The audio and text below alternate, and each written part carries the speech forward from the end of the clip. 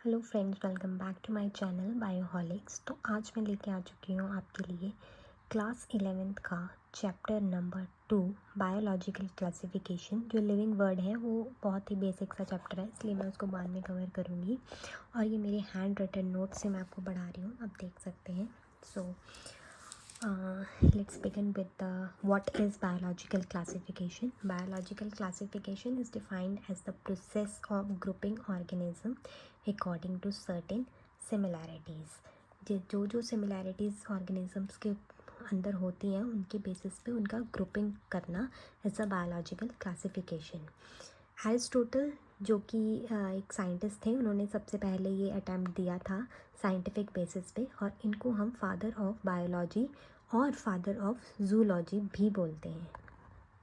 On the basis of simple morphological characters for classification, जो हमारे classification थी वो दो टाइप की थी, एक होती थी प्लांट्स और एक होती थी एनिमल्स। फिर एरिस्टोटल जी ने क्लासिफिकेशन दी, उसमें क्या हुआ कि प्लांट्स को तीन उसमें डिवाइड किया कि जी प्लांट्स तीन तरह के होते हैं, ट्रीज भी होते हैं, शर्ब्स भी होते हैं, हर्ब्स भी होते हैं। और फिर एनिमल्स को भी इसी तरह डिवाइड किया गया, रेड ब्लड सेल्स एनिमल्स जिनमें रेड ब्लड प्रेजेंट होता है वो एनिमल्स, जैसे कि मैमल्स, लिजर्ड्स, बर्ड्स, फिशेस, और जिनमें रेड ब्लड नहीं होता जैसे कि इंसेक्ट्स, जाली फिशेस, ये सब। एरिस्टोटल जी की क्लासिफिकेशन के बाद आते हैं कार्लस लिनस। इन्होंने भी टू किंगडम क्लासिफिकेशन दी, जो कि थी प्लांट किंगडम और एनिमल किंगडम। प्लांट किंगडम को कहा गया प्लांटे, एनिमल किंगडम को कहा गया एनिमेलिया।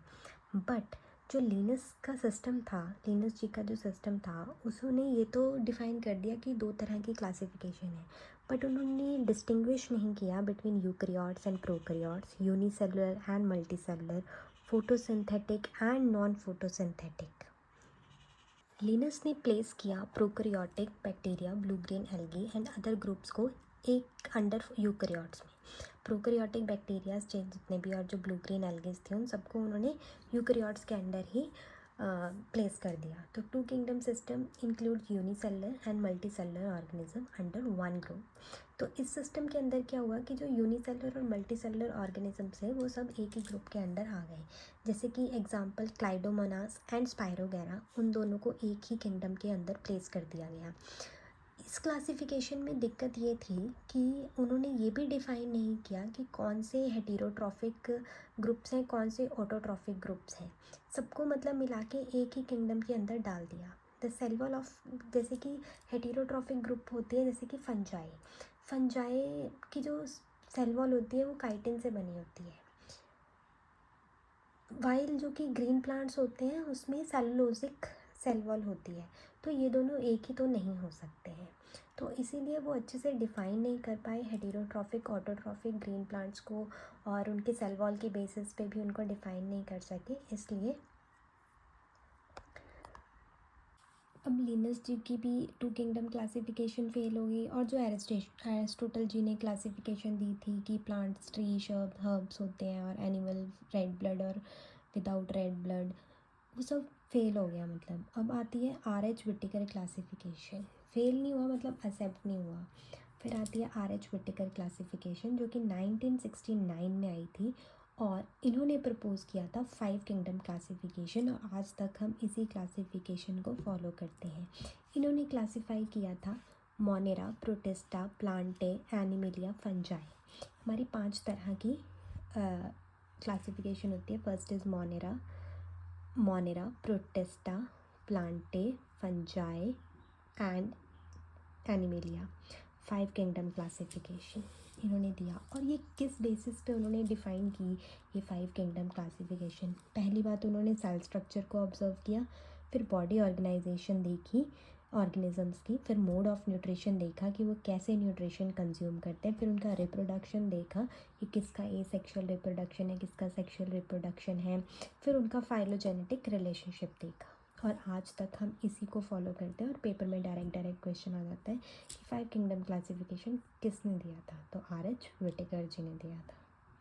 सो ये है एक टेबल जिसके बेसिस पे हम डिफ़ाइन कर सकते हैं, और ये हमारी NCERT में दे रखा है। Table 2.1 characteristics of 5 kingdom. Cell type, Monera में प्रोक्रियोटिक होता है और बाकी सब में यूक्रियोटिक होता है।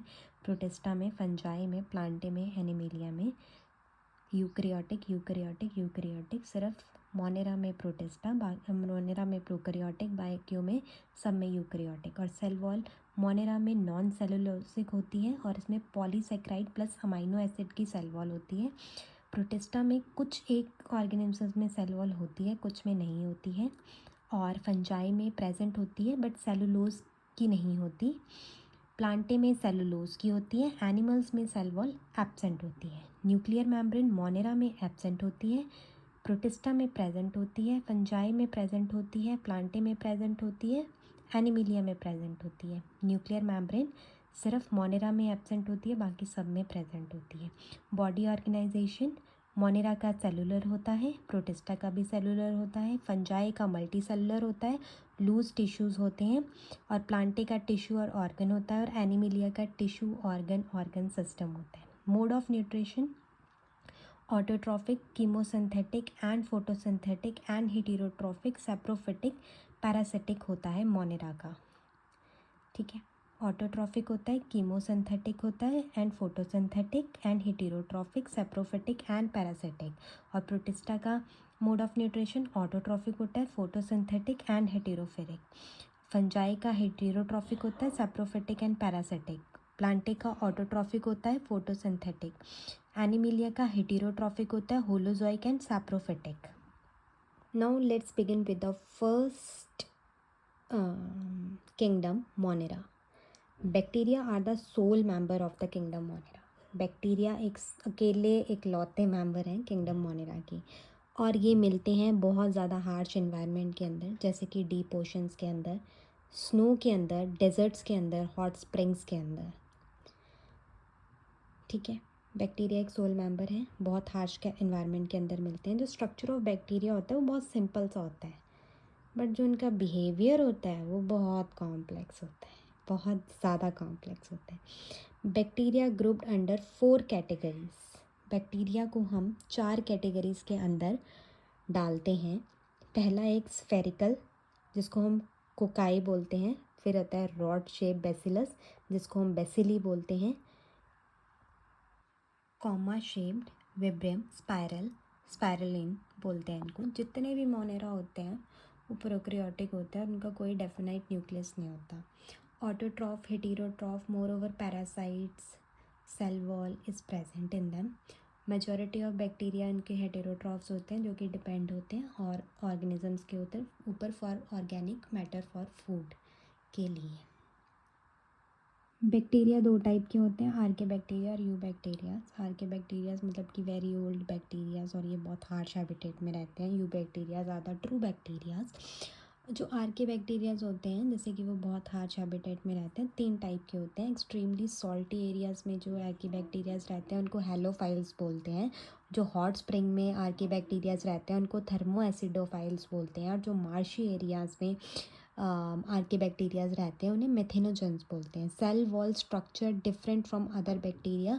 मेथेनोजेंस, इनका जो सेल वॉल स्ट्रक्चर होता है ना वो अदर बैक्टीरिया से थोड़ा डिफरेंट होता है। और जो मेथेनोजेंस होते हैं वो aid in the production of biogas.